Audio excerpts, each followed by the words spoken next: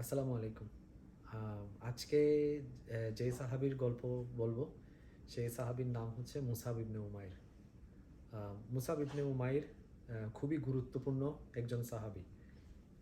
সে হচ্ছে এ কারণে গুরুত্বপূর্ণ যে আমরা জানি যে সাহাবীদের মধ্যে দুইটা ভাগ। একটা হচ্ছে মুহাজিরিন, যারা হচ্ছে মক্কায় ইসলাম গ্রহণ করছিল এবং হচ্ছে হিজরত করছে মহানবী সাল্লাল্লাহু আলাইহি ওয়াসাল্লামের সাথে মদিনায়।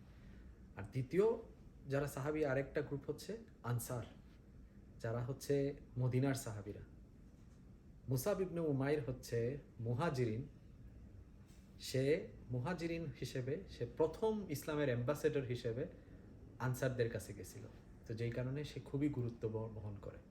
মানে ইসলামকে প্রথম ইসলামের প্রচার মদিনাতে যে করছে সে হচ্ছে মুসাব ইবনে উমাইর। এই কারণে সে হচ্ছে খুবই গুরুত্বপূর্ণ একজন সাহাবী। তো সে মুসাব ইবনে উমাইর যখন মহানবী সাল্লাহ সাল্লাম নব্বত পায়, ওই সময়টাতে মুসাব ইবনে উমাইর বয়স, সে তখন টিনেজ বয়স। তা সে হচ্ছে কুরাইশদের বানু আবদুলদার ক্লেনের একজন, গোত্রের একজন। তার বাবা মা দুইজনই খুবই সম্পদশালী ছিল, অনেক সম্পদ ছিল তাদের দুইজনেরই। তো তার বাবা মারা যাওয়ার পর সেই সম্পদের একটা বিশাল অংশ সে পায়। আর তার মা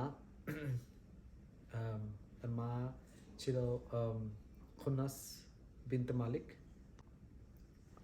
তার মা তাকে সে যেহেতু তখনও তার বয়স আসলে 16-17 এরকম, অনেক কম বয়স। তার মা তাকে পুরো স্পয়েল করতো মানে হচ্ছে তাকে লাক্সারি বা হচ্ছে তাকে সমস্ত ধরনের যেটা হচ্ছে বড়লোকই যে ধরনের আমোদ, সে সব কিছুই তাকে দেওয়ার চেষ্টা করছে। তো এমন অবস্থা যে তার তার জন্য টেইলার নিয়ে আসা হইতো আবিসিনিয়া বা বাইরে থেকে। তার জন্য সিল্ক, সবচেয়ে দামি সিল্ক নিয়ে আসা হইতো আরবের বাইরে থেকে। সে যেসব সুগন্ধি ব্যবহার করতো, সেই সব সুগন্ধির গন্ধ 4-5 দিন ধরে সে যেই জায়গায় যাইতো সেই সেই জায়গায় 4-5 দিন ধরে সেই সুগন্ধির গন্ধগুলো ছড়ায় থাকতো। মানে মানুষজন তাকে একজন ট্রেন্ড সেটার হিসেবে চিন্তা করতো। মানে সে যে পোশাক পরতো সেটা হয়ে যেত আরবের স্টাইল, এরকম একটা অবস্থা। তার পোশাকের মতো পোশাক আরবে আর কেউ পরতো না। মানে বাবা মায়ের যা কিছু দেওয়া সম্ভব সে তার শতভাগ দিয়ে দিত তার ছেলেরে ওই সময়টাতে। মানে চিন্তা করা যায় যে আরবের ওই সময় যখন হচ্ছে কাপড়ের খুব একটা অবস্থা, কাপড় চোপড় এইসব জিনিস একটা বড় লোকদের জিনিস, তখন সে ওই বয়সে তার জন্য টেইলার নিয়ে আসা হইতো অন্য জায়গা থেকে। তার জন্য ফিক্সড একটা কাপড় বানানোর জন্য সবচেয়ে দামি সিল্ক ইউজ করতো। তো যাই হোক, তো এই হলো শুরুর শুরুর দিকে তার জাহেলিয়াত সময় তার অবস্থা। তো হজরত মুহাম্মদ সাল্লাল্লাহু আলাইহি ওয়াসাল্লাম যখন নবুয়ত পাইছে, পাওয়ার পরে সে হচ্ছে তখন মক্কায় প্রচারণা শুরু করছে। তো স্বাভাবিক মক্কায় সবার কানে কানেই এটা ছড়ায় পড়ছে যে মহানবী সাল্লাল্লাহু আলাইহি সাল্লাম ইসলামের দাওয়াত দিচ্ছে। তো তখন নবী সাল্লাল্লাহু আলাইহি সাল্লাম তখনকার যে গুটি কয়েক সাহাবীরা ছিল, তাদের মধ্যে বিলাল রাদিয়াল্লাহু তাআলা আনহু, তারপর হচ্ছে সুমাইয়া রাদিয়াল্লাহু তাআলা আনহু, এদেরকে সবাইকে নিয়ে সে হচ্ছে দারুল আরকাম, আরকাম রাদিয়াল্লাহু তাআলা আনহুর যে বাসাটা ছিল দারুল আরকামে, তারা হচ্ছে রাতের বেলা একসাথে মিলিত হইতো, হয়ে নবী সাল্লাল্লাহু আলাইহি সাল্লাম তাদেরকে ইসলামের কথা বলতো এবং হচ্ছে তাদেরকে কুরআন পড়ে শোনাইতো, যে ওহী নাজিল হয়েছে সেইগুলো জানাইতো। তো দারুল আরকাম ছিল মুসলিমদের গোপন একটা বৈঠকের জায়গা। তো মুসাব ইবনে উমাইর যদিও সে একটা স্পয়েল চাইল্ড বা এরকম অনেক স্পয়েল ছিল সব কিছু দিয়ে টিয়ে, তারপরও তার একটা জিনিস ছিল যে তার ব্যবহার কখনো খারাপ ছিল না। এমন না যে সে অর্থ দিয়ে এত ভুলে গেছে যে গরিবদের প্রতি তার ব্যবহার খারাপ ছিল বা এরকম কিছু কখনো ছিল না। তো একদিন কি হয়েছে, তো স্বাভাবিকভাবে ওই বয়সের একটা কিউরিয়াসিটি থাকে। তো সে এক রাতে সে হচ্ছে দারুল আরকামে রাতের বেলা গিয়ে রাতের বেলা গেছে। তো গিয়ে হচ্ছে নক করছে। তো দারুল আরকাম বিষয়ে এরকম আছে যে ওইখানে নাকি ইভেন আবু জাহেলও গেছিল এক সময়, মানে শুনতে যে কি নবী সাল্লাহ সাল্লাম বলতেছে, মানে এরকম একটা অবস্থা আর কি, সবাই শুনতে যাইতো যে কি বলতেছে। তো তারও এক ধরনের আকর্ষণ হয়েছে, সে দারুল আরকামে একবার গেছে, যাওয়ার পরে সে ওইখানে নক করছে দরজায়। তো দরজায় যখন নক করছে, তো ওই সময়ে নবী সাল্লাহ সাল্লাম তাদেরকে হচ্ছে কোনো একটা বিষয় নিয়ে কথা বলতেছিল আর কি। তো ওই অবস্থায় ভিতরে 7-8 জন মানুষ, তো বোঝাই যাচ্ছে যে ওইখানে কারা আসলে বসে আছে বিলাল রাদিয়াল্লাহু তাআলা আনহু, তারপর হচ্ছে জুবাইর রাদিয়াল্লাহু তাআলা আনহুর মতো হচ্ছে খুবই নিচু শ্রেণী তখনকার হিসেবে যদি আমরা চিন্তা করি যে এরা হচ্ছে স্লেভদের মতো, মানে স্লেভ অথবা একদমই নিচু শ্রেণীর মানুষজন, খুবই গরিব। তো ওই সময় একজন খুবই পারফেক্ট ড্রেস পরা একটা লোক এসে দরজায় নক করছে। তো তারা দরজা খুলে দিছে, খুলে দেওয়ার পরে এমন না যে সবাই ভয় পেয়ে গেছে বা কিছু, কারণ সে তো আসলে উমর রাদিয়াল্লাহু তাআলা আনহুর মতো ভয়ঙ্কর কিছু ছিল না, কিন্তু তারপরও আবহাওয়াটা এমন একটা তৈরি হয়েছে যে এই লোক আসলে এখানকার জন্য সেটিংয়ের জন্য মানে ম্যাচ করতেছিল না আর কি। কিন্তু নবী সাল্লাল্লাহু আলাইহি সাল্লাম এটাতে কোনো মানে খুব একটা খেয়ালও করে নাই, সে যা বলতেছিল সে বলেই যাচ্ছিল। তো তখন যখন নবী সাল্লাল্লাহু আলাইহি সাল্লাম বলা শেষ করছে, তখন শোনার পরে মুসাব ইবনে উমাইর এত মুগ্ধ হয়েছে, ওই একদিনের মধ্যেই, এক রাতের মধ্যেই মুসাব ইবনে উমাইর এত মুগ্ধ হয়েছে, সে বলছে আমি কিভাবে ইসলাম গ্রহণ করব। তো ওই সময়েই সে নবীর সাথে শাহাদাত গ্রহণ করে। তো তারপরে সে প্রায় প্রায় দারুল আরকামে আসতো। তখন তো ৫ ওয়াক্ত নামাজ ছিল না, কিন্তু তখন নামাজ পড়তো। সবাই হচ্ছে কিয়ামুল লাইল করতো, মানে হচ্ছে রাতের বেলা গিয়ে কাবার সামনে গিয়ে নামাজ পড়তো। দারুল আরকামে সবাই মিলে নামাজ পড়তো। তো মুসাব ইবনে উমাইরও এরকম করে কাবায় গিয়ে নামাজ পড়তো, দারুল আরকামে গিয়ে নামাজ পড়তো সবার সাথে। তো লুকায় লুকায় সে যাইতো যাতে তার মা দেখতে না পারে, কারণ স্বাভাবিকভাবে সে তখনও তার মায়ের আন্ডারে, বয়স তখন অনেক কম। তারপরে কি হইলো, একদিন হঠাৎ করে উসমান ইবনে তালহা, যে হচ্ছে যার কাছে হচ্ছে যার ফ্যামিলির কাছে এখনো চাবি আছে, কাবা ঘরের চাবি, সো উসমান ইবনে তালহা তার কাছেই কাবা ঘরের চাবি ছিল। একদিন সে হঠাৎ করে দেখছে মুসাব ইবনে উমাইরকে নামাজ পড়তে দেখছে। সে আইদার দারুল আরকামে যাইতে দেখছে অথবা নামাজ পড়তে তাকে দেখছে। যতটুকু হচ্ছে তাকে নামাজ পড়তে দেখছে। দেখার পরে এটার সাথে সাথে সে গিয়ে কি করছে, মুসাব ইবনে উমাইরের রাদিয়াল্লাহু তাআলা আনহুর মাকে জানাইছে যে এরকম সে তো মুহাম্মদ সাল্লাল্লাহু আলাইহি সাল্লামের ধর্ম গ্রহণ করছে। তো এইটা শুনে সে তার মা তো স্বাভাবিকভাবে রেগে গেছে, পুরা শকড একটা অবস্থা। তো সে তারপরে হচ্ছে তার ছেলেকে বলছে যে তোমাকে এটা ছাড়তে হবে, তুমি কিভাবে তোমার পূর্বপুরুষের ধর্ম ত্যাগ করছো। তো এরকম করে তাকে প্রথমে হচ্ছে বারবার না করা শুরু করছে, বাধা দেওয়া শুরু, বলছে যে কোনো অবস্থাতে তোমাকে এটা ছাড়তেই হবে এরকম। তো এখন তারপরও সে তো রাজি হয় নাই। তখন সে কি করছে, ইমোশনাল একটা অত্যাচার করা শুরু করছে। ইমোশনাল অত্যাচার কীরকম, যে সে বলছে যে তুমি যতক্ষণ পর্যন্ত ইসলাম ত্যাগ করবে না, মুহাম্মদ সাল্লাল্লাহু আলাইহি সাল্লামের ধর্ম ত্যাগ করবে না, আমি খাবো না, মানে এইরকমভাবে অত্যাচার করা শুরু করছে। তো তারপরও কোনো অবস্থাতেই মুসাব ইবনে উমাইর টলে নাই, সে কখনোই ইসলাম ত্যাগ করবে না। তো তাকে তারপরে কি করা হয়েছে, যে তার যে ভাইরা ছিল, মায়ের যে ভাইরা ছিল, সবাইকে ডেকে তাকে হচ্ছে বন্দি করে রাখা হয়েছে, মানে একটা রুমের মধ্যে জাস্ট বন্দি করে রাখা হয়েছে। বলা হয়েছে তোমার আজকে থেকে সব বন্ধ, এই ধরনের যে লাক্সারি, তোমার কাপড় চোপড় এইসব যে স্টাইল করে বেড়ানো, সব কিছু বন্ধ। তারপর তাকে হচ্ছে ওইখানে করা হইতো, বন্দি অবস্থায় রাখা হয়েছে, পুরো বন্দি করে রেখে দেওয়া হয়েছে। আর প্রতিদিনই তাকে জাস্ট রিকোয়েস্ট করতো ইমোশনালি, বিভিন্নভাবে তার মা তাকে বলতো যে হ্যাঁ তোমাকে ত্যাগ করতে হবে, ধর্ম ত্যাগ করতে হবে, তুমি কীভাবে এটা করলো, তুমি তোমার বাবার বাপ চাচার ধর্ম, বাপ দাদার ধর্ম তুমি ছেড়ে দিলে, এটা কেমনে করে সম্ভব। তো তারপরও মুসাব ইবনে উমাইরকে সে কখনোই চেঞ্জ করতে পারে নাই, সে তারপরও লা ইলাহা ইল্লাল্লাহ মুহাম্মাদুর রাসূলুল্লাহ তেই থাকলো। তারপরে কি হইলো, একটা সময় সে হচ্ছে কোনোভাবে তার রুম থেকে বের হয়ে পালাইছে আর কি। কোনো একটা সময় গার্ড হয়তো বা ঘুমেছিল বা কোনো একটা ছিল যে গার্ড দিয়ে রাখতো, সে কোনো একটা ফাঁক পাইছে, তারপর বের হয়ে গেছে। তো তারপর কোনোভাবে সে যেহেতু তার ওইখান থেকে বন্দি দশা থেকে বের হয়ে গেছে, বের হয়ে যাওয়ার পর তখন রাসূলুল্লাহ সাল্লাল্লাহু আলাইহি সাল্লাম তাকে বললো যে আবিসিনিয়াতে হিজরত করতে, কারণ তখন মুসলিমদের শুরুর দিকে যে আবিসিনিয়াতে অনেকেই হিজরত করলো। তো সে তখন আবিসিনিয়াতে অনেকের সাথে বাকি চরম মুসলিমরা হিজরত করছে তাদের সাথে হাবাসাতে আবিসিনিয়াতে হিজরত করলো ওই সময়টাতে।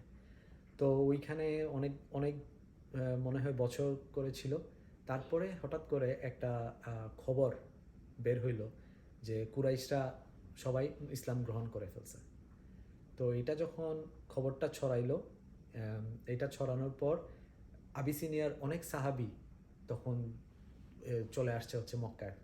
তো এইটা এক ধরনের একটা ভুল তথ্য ছিল আর কি, তো কিছুটা ট্রিকের মতো করে তাদেরকে আনা হয়েছে। তো তখন ওই সময়ে মুসাব ইবনে উমাইর রাদিয়াল্লাহু তাআলা আনহু, মুসাব ইবনে উমাইর রাদিয়াল্লাহু তাআলা আনহুও হাবাসা থেকে চলে আসছে হচ্ছে মক্কায়। তো মক্কায় এসে প্রথম সে গেছে হচ্ছে মহানবী সাল্লাল্লাহু আলাইহি সাল্লামের সাথে দেখা করতে। তো দেখা করে তারপরে সে গেছে তার মায়ের সাথে দেখা করতে। তার মা তখন তারে বলছে যে তুমি প্রথমে তুমি আমার কাছে দেখা করতে আসলে না, তুমি গেছো হচ্ছে নবীর কাছে। তখন একটা খুবই অসাধারণ কথা সে বলছে যে হ্যাঁ মা, তুমি আমাকে পৃথিবীতে নিয়ে আসছো, কিন্তু মহানবী সাল্লাল্লাহু আলাইহি সাল্লাম আমার অন্ধকার থেকে আলোতে নিয়ে আসছে, সো আমি তার প্রতি অনেক কৃতজ্ঞ। ঠিক আছে। তো সাদ ইবনে মুআদ হচ্ছে লিডার গোছের মানুষ, সে লিডারের মতোই আসছে, এসে বলছে কি ঘটনা এখানে। তো তখন সে একই কথা মুসাব রাদিয়াল্লাহু তাআলা আনহু বলছে, তুমি বসো, আমার কথা শুনো, যদি পছন্দ না হয় আমি এখান থেকে চলে যাব। তো তখন সে বসছে, বসার পর শুনছে, শোনার পর সে বলছে আমি কীভাবে শাহাদাত নেব, আমি কীভাবে ইসলাম গ্রহণ করবো। তো ওই সময় তারপরে সেও এসে আশহাদু আল্লা ইলাহা ইল্লাল্লাহু ওয়াহদাহু লা শারীকা লাহু ওয়া আশহাদু আন্না মুহাম্মাদান আবদুহু ওয়া রাসূলুহু, সেও অ্যাকসেপ্ট করছে ইসলাম। তো এইরকম করে তারপরে সে যখন গ্রহণ করছে, তারপরে সে তার গোত্রের মানুষজনকে জানাইছে, সবাই তাদের গোত্রের মানুষজনকে জানাইছে। কয়েকদিনের মধ্যেই মুসাব রাদিয়াল্লাহু তাআলা আনহু মদিনার একটা বিশাল অংশের মানুষকে ইসলামের দাওয়াত দিয়ে ইসলাম গ্রহণ করে ফেলছে, তারা শাহাদাত গ্রহণ করছে। তো তারপর 1 বছর পরের ঘটনা। তো তখন আসছিল মুসাব রাদিয়াল্লাহু তাআলা আনহু মদিনাতে প্রথম আসছে মুসলিমদের মধ্যে ইসলামের দাওয়াত নিয়ে, সেটা হচ্ছে হজের সময়।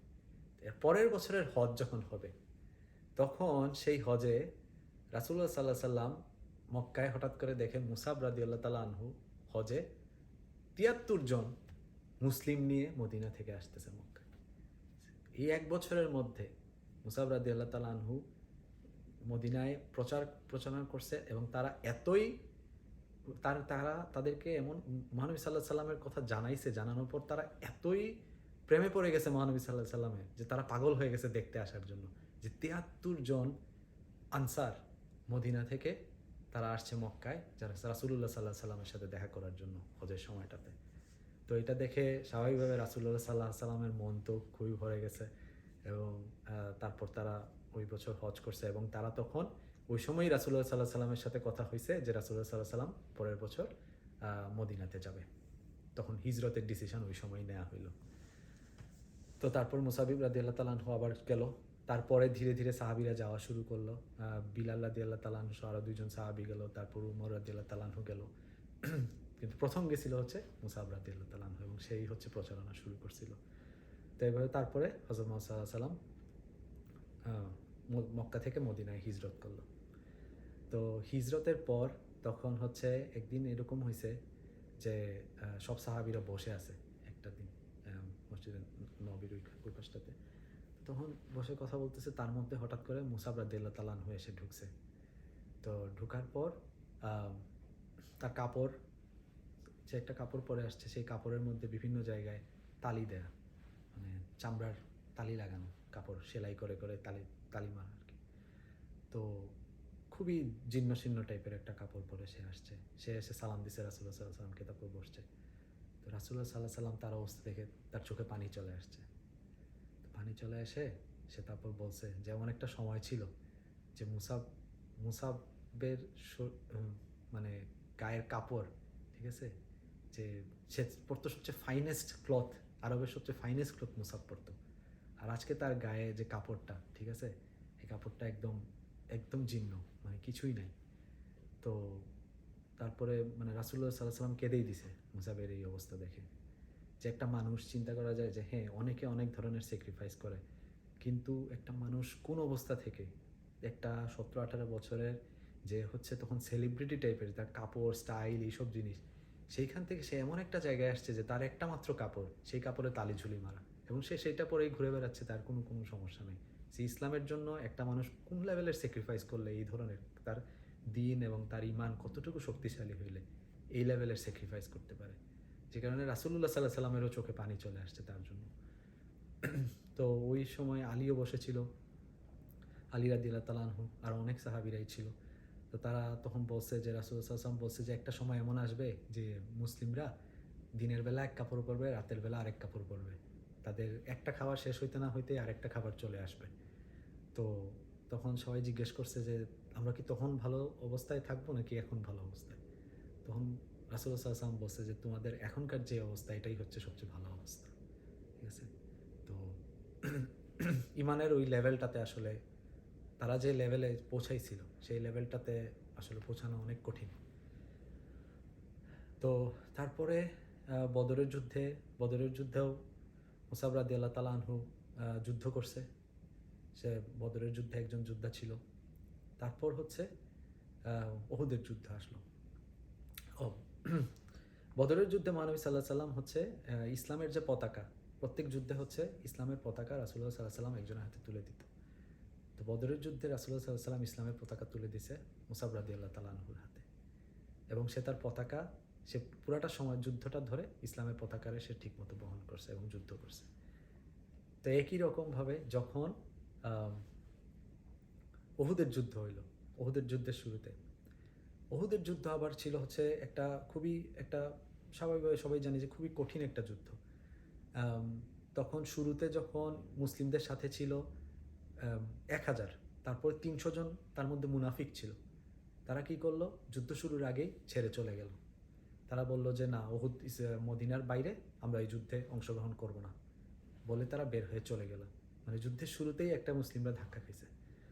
তো তারপরও ইসলামের তখন রাসূলুল্লাহ সাল্লাল্লাহু আলাইহি সাল্লাম আছে সবার মধ্যে, তারপরও অনেক স্ট্রং ঈমান আছে। তো তখন রাসূলুল্লাহ সাল্লাল্লাহু আলাইহি সাল্লাম উহুদের যুদ্ধে মুসলিমদের যে পতাকা সেটা দিল হচ্ছে মুসআব ইবনে উমাইর রাদিয়াল্লাহু তাআলা আনহুর হাতে। তো উহুদের যুদ্ধের ঘটনা কীরকম, যে প্রথমে শুরুর দিকে মুসলিমদের 40 জন তোমার তীরন্দাজ ছিল উহুদ পাহাড়ের উপরে। রাসূলুল্লাহ সাল্লাল্লাহু আলাইহি ওয়াসাল্লাম বলছে কোনো অবস্থাতেই যাতে এরা নিচে না নেমে আসে। তো তখন শুরুর দিকে মুসলিমরা জিতেই গেছিল। জিতে যাওয়ার পর এমন একটা অবস্থা যে অনেকে কুরাইশরা হচ্ছে উল্টা দিকে ঘুরে পালানো শুরু করছে। তো ওই সময়ে একটা নিচে এক ধরনের একটা গ্যাঞ্জামের মতো একটা অবস্থা তৈরি হয়েছে আর কি। কেউ কেউ মুসলিমরা অনেক ধরে নিছে যে আমরা তো জিতে গেছি। সবাই যুদ্ধ থেকে সর্ট অফ লাইক সবাই আর কি খুশি হয়ে গেছে যে আমরা জিতে গেছি, যুদ্ধ শেষ, এরকম একটা অবস্থার মধ্যে পৌঁছায় গেছে। তো রাসূলুল্লাহ সাল্লাল্লাহু আলাইহি সাল্লাম তখন উপর থেকে, যখন উহুদের পাহাড়ের উপর থেকে যখন তীরন্দাজরা দেখছে যে ওইদিকে নিচের দিকে একটা উৎসব মুখর অবস্থা চলে আসে, তাদেরও অনেকে চলে আসছে। তো ওইখানে 10 জন শুধুমাত্র সাহাবী ছিল যারা হচ্ছে নিচে নামে আসে নাই। কারণ তাদের কথা হচ্ছে রাসূলুল্লাহ সাল্লাল্লাহু আলাইহি সাল্লাম আমাদেরকে বলছে যে যতক্ষণ পর্যন্ত সে বলবেন আমরা যাতে নিচে না আসি। তো ওই যুদ্ধে, উহুদ যুদ্ধে কুরাইশদের লিডার ছিল হচ্ছে খালিদ বিন ওয়ালিদ। তো খালিদ বিন ওয়ালিদ কি করছে, তারা কিন্তু অলরেডি তখন মক্কার দিকে রওনা দিয়ে দিছে, পালাচ্ছে কুরাইশরা। তার মধ্যে সে হঠাৎ করে পিছনে তাকায় দেখে যে মুসলিম তীরন্দাজরা সব পাহাড় থেকে নিচে নেমে গেছে। সেইটা দেখার পর কি করছে, কুরাইশদের একটা বিশাল গ্রুপ নিয়ে ঘোরায় সে আবার মুসলিমদেরকে সে পিছনে আবার যুদ্ধের ময়দানে চলে আসা শুরু করছে। সে যখনই দেখছে যে নেমে চলে আসছে, তখনই বুঝতে পারছে যে এখন আমাদের একটা চান্স হয়েছে এই যুদ্ধের। তখন সে এইদিকে ঘুরায় নিয়ে চলে আসছে কুরাইশ কাফিরদেরকে নিয়ে। তো তখন হঠাৎ করে এরা যে আসতেছে দেখে নিচে এক ধরনের একটা বিশাল গ্যাঞ্জামের মতো তৈরি হয়ে গেছে, যে এইদিকে এরা নেমে আসছিল, ভাবছে জিতে গেছি, তারও মধ্যে আবার হঠাৎ করে কুরাইশরা এসে অ্যাটাক দিছে। তো তখন যারাই ছিল তখন ওই অবস্থায়, তারা হচ্ছে যুদ্ধ করা শুরু করছে। তো এর মধ্যে মহানবী সাল্লাল্লাহু আলাইহি সাল্লাম তো ওইটাতে যুদ্ধে অনেক আঘাত পাইছে। আঘাত পাওয়ার পরে পড়ে গেছে, তার মুখ দিয়ে রক্তও বের হয়ে গেছে। তো অবস্থাটা এরকম দাঁড়াইছে যে কেউ কেউ মনে করছে রাসূলুল্লাহ সাল্লাল্লাহু আলাইহি সাল্লাম মারা গেছে ওই সময়ে, এরকম একটা অবস্থা ছড়ায় পড়ছে আর কি। তো ওই সময়ে মুসাব ইবনে উমাইর দেখছে যে এই কুরাইশদেরকে রাসূলুল্লাহ সাল্লাল্লাহু আলাইহি সাল্লামের থেকে সরায় নিয়ে যেতে হবে। তখন সে কি করছে, তার একটা বিশাল ছিল যে তার চেহারার মধ্যে কিছুটা রাসূলুল্লাহ সাল্লাল্লাহু আলাইহি সাল্লামের চেহারার একটা মানে সে খুবই সুন্দর ছিল, হ্যান্ডসাম ছিল আর কি। যে কারণে হচ্ছে তার মধ্যে একটা রাসূলুল্লাহ সাল্লাল্লাহু আলাইহি সাল্লামের চেহারার রেজেম্বলেন্স, মানে কিছুটা কাছাকাছি টাইপের একটা চেহারা ছিল। সে কি করছে, ইসলামের ওই পতাকা নিয়ে, তার এক হাতে নিয়ে সে হইল আল্লাহু আকবার আল্লাহু আকবার বলে চিৎকার দিতে দিতে সে ঘোড়া নিয়ে আগায় গেছে। রাসূলুল্লাহ সাল্লাল্লাহু আলাইহি সাল্লাম থেকে সরে অন্যদিকে আগায় চলে গেছে। তো সে যখন আগায় যাচ্ছে আর চিল্লাচ্ছে আল্লাহু আকবার আল্লাহু আকবার আল্লাহু আকবার, কুরাইশরা যখন দেখে তারা কনফিউজ হয়ে গেছে যে আসলে রাসূলুল্লাহ কোথায়, এইখানে নাকি ওই দিকে সে গেছে আর কি, নবী কোন দিকে। তাদের তখন কুরাইশরা রাসূলুল্লাহ সাল্লাল্লাহু আলাইহি সাল্লামের থেকে সরে তারা তার দিকে চলে গেছে, মুসাব রাদিয়াল্লাহু তাআলা আনহুর দিকে চলে গেছে। মানে সে রাসূলুল্লাহ সাল্লাল্লাহু আলাইহি সাল্লামকে বাঁচানোর জন্য সে ওইদিকে আল্লাহু আকবার বলে ডিস্ট্র্যাক্ট করে নিয়ে চলে গেছে। আর সে ওইটা বলতেছে, সাথে আবার সে এটা বলতেছে, কোরআনের একটা আয়াত বলতে থাকছে যে মুহাম্মদ সাল্লাল্লাহু আলাইহি সাল্লাম শুধুমাত্র আল্লাহর রাসূল, তার আগেও অনেক রাসূল আসছে। সে বারবার শুধু একই কথাই বলতেছিল কোরআনের আয়াত, মুহাম্মদ সাল্লাল্লাহু আলাইহি সাল্লাম is but a messenger of Allah, আল্লাহর রাসূল, তার আগে অনেক রাসূল আসছে। সেইটা বলতে বলতে বলতে বলতে চিৎকার দিতে দিতে আর আল্লাহু আকবার বলতে বলতে সে কুরাইশদেরকে ওইদিকে নিয়ে চলে গেছে, রাসূলুল্লাহ সাল্লাল্লাহু আলাইহি ওয়াসাল্লাম থেকে সরায় নিয়ে চলে গেছে। কুরাইশরা যখন তার কাছে গেছে, গিয়ে তারপর তাকে স্বাভাবিকভাবে আঘাত করা শুরু করছে। প্রথমে তার ডান হাতে ছিল ফ্ল্যাগ, তার ডান হাত কেটে ফেলছে। সে তখন কি করছে, অন্য হাত দিয়ে সে ফ্ল্যাগ ধরছে, সে ফ্ল্যাগ পড়তে দিবে না। তখন তার ওই হাতও কেটে ফেলছে। তখন সে হচ্ছে জাস্ট হাতের মানে এই পুরাটা দেখতেছে সাদ ইবনে মুআদ, পুরাটা থেকে দেখতেছে, বলছে যে তার হাতের দুই হাতের যেই সমস্ত অবশিষ্টাংশ ছিল মানে কেটে ফেলে দিছে, যেই অবশিষ্টাংশ ছিল সেই অংশ দিয়ে সে বুকের মধ্যে জড়ায় ধরছে ইসলামের পতাকা, জড়ায় ধরে সে চিল্লাচ্ছে আল্লাহু আকবার আল্লাহু আকবার বলে। তারপর এসে বেশ কয়েক কুরাইশ তাকে যে আঘাত করে মেরে ফেলছে। তারপরে সে হচ্ছে এরপরে তাকে যখন পিছন দিকে মেরে ফেলার পর সে তখন মারা গেল। তো এইভাবে হচ্ছে সে শহীদ হইল। তো এ হলো মুসাব ইবনে উমাইরের উহুদে শহীদ হওয়ার ঘটনা।